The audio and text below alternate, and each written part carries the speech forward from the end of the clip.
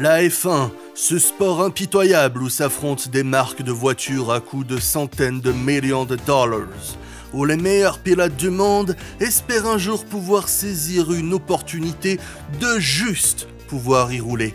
Ce monde, sorti tout droit d'un univers démoniaque qu'on a souvent tendance à trop simplifier pour y trouver des boucs émissaires sur lesquels taper. Pour les téléspectateurs du dimanche, c'est la FIA. Pour ceux qui essayent d'être drôles, c'est les stratégistes Ferrari. Pour Toto Wolff, c'est lui-même. Et pour Formule Blabla, c'est les F1 obèses. Mais aussi pour beaucoup de monde, ce sont les pilotes. Il ne faut pas regarder plus loin que le plateau de 2024 pour voir un certain pilote constamment exposé et critiqué quant à sa place, protégé par un proche de sa famille et ayant quelques relations au sein de son équipe face à des résultats faisant de plus en plus de vrais sceptiques. Il n'a fallu que 4 courses pour que l'on se rappelle que le Daniel Ricciardo qui faisait des prouesses à l'avant du peloton chez Red Bull a été remplacé par un chien battu qui n'attend que de laisser sa place au premier néo-zélandais venu. Et nombreux sont ceux qui ont lancé des brownies et des kilometers à Logan Sargent en criant à quel point Nicolas Latifi leur manquait.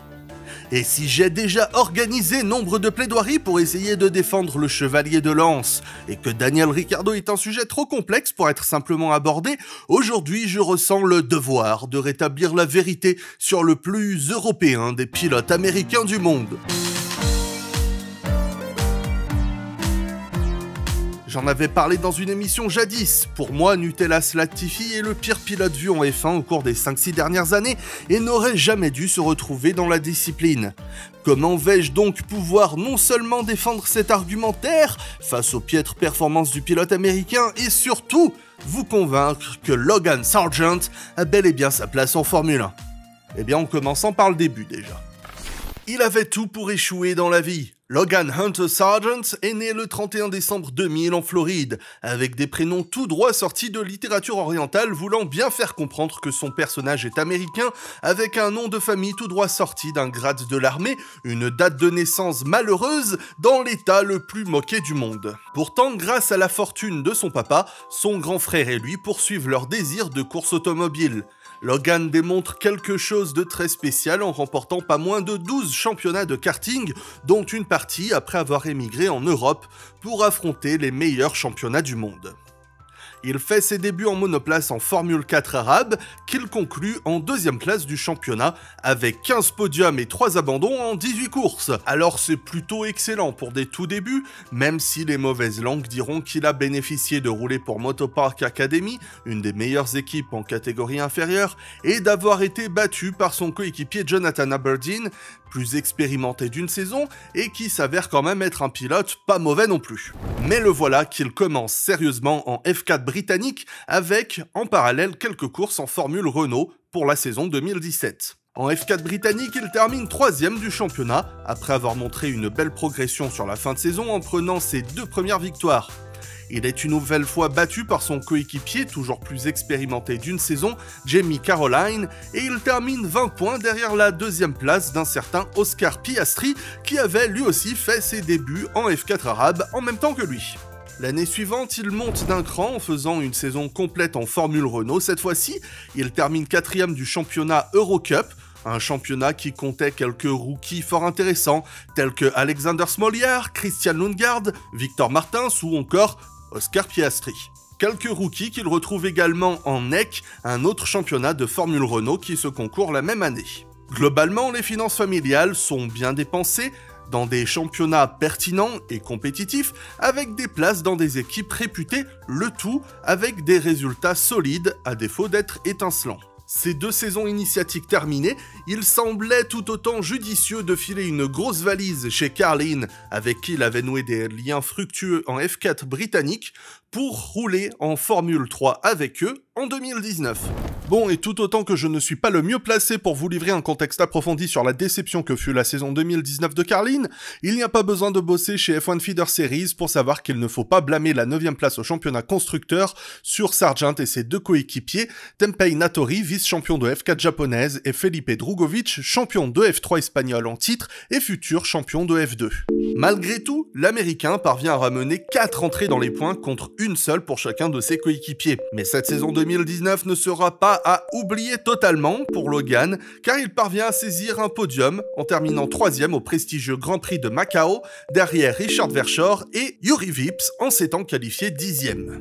Malgré tout, la déception était grande et pour 2020, encore plus de valises furent ramenées pour convaincre Prema de l'aligner aux côtés de Oscar Piastri et Frédéric Vesti.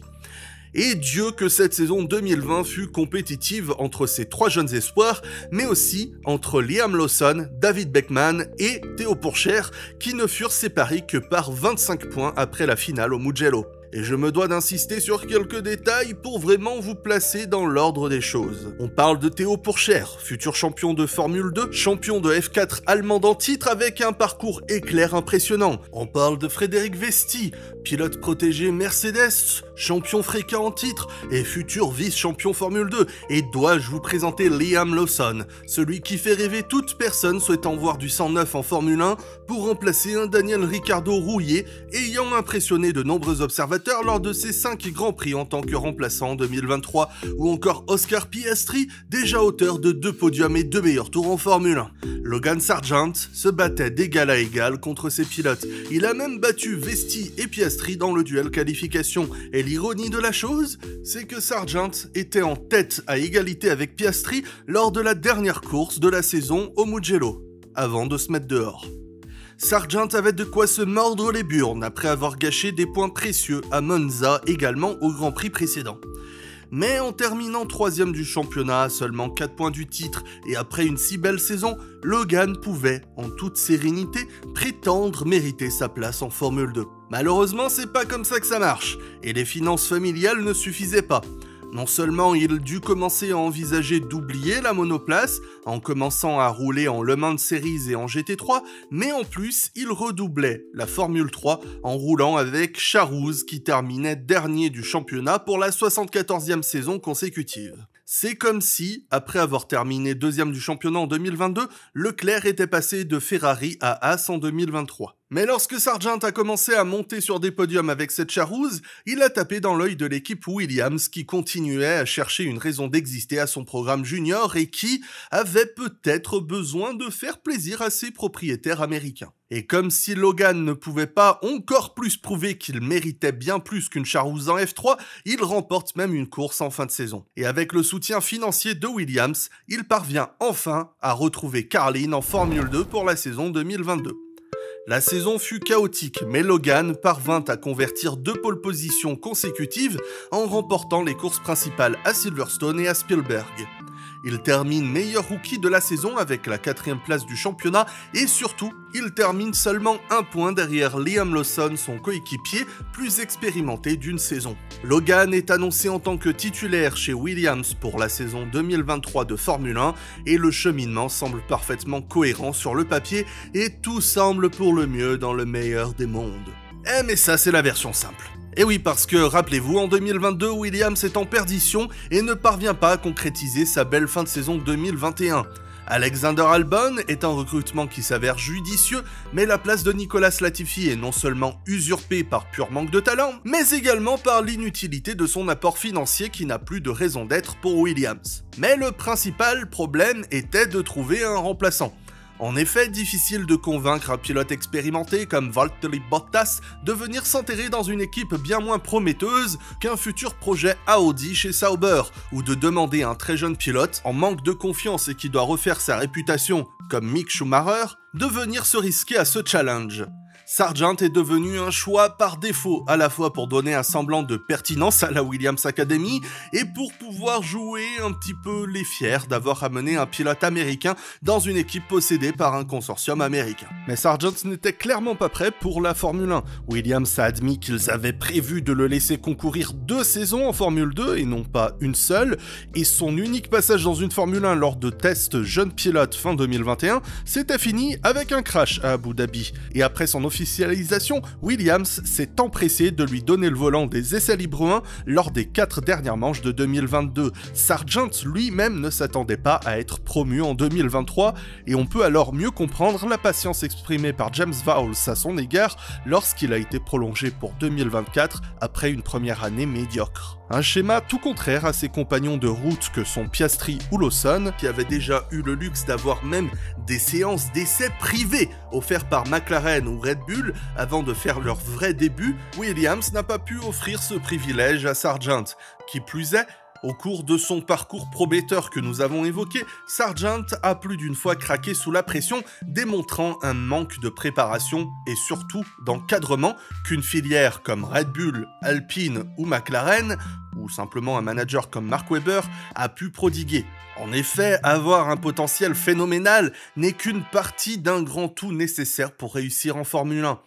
Zhou ou Tsunoda ont débuté dans des équipes expérimentées dans l'art de former de jeunes pilotes. Leclerc, Russell, Norris, Piastri ont passé des week-ends entiers dans leur équipe à observer et à apprendre avant de faire leur début officiel. Je pense qu'on n'insistera jamais assez sur à quel point ce type d'encadrement peut faire toute la différence entre 2 pilotes de même niveau pour progresser et pour parfaire leur potentiel. Et un dernier point que je tiens à souligner avant d'apporter ma conclusion, je ne souhaite absolument pas fermer les yeux sur la médiocrité de la saison 2023 de Logan Sargent, ni sur ce début de saison 2024 qui commence pas beaucoup mieux. Je pourrais souligner quelques grands prix comme Silverstone ou Zandvoort où il avait un très bon rythme en qualif et en course, mais globalement ça restait des exceptions sur l'ensemble de sa saison où il était ni dans le coup, ni en qualif, ni en course. Mais ce qui m'a poussé aujourd'hui à proposer cet argumentaire, c'est quand on regarde un pilote aussi prometteur que Yuki Tsunoda et que l'on voit le désastre qu'était sa première saison en Formule 1 comparé à ce qu'il a produit ces 2 dernières saisons, on voit à quel point le temps et l'expérience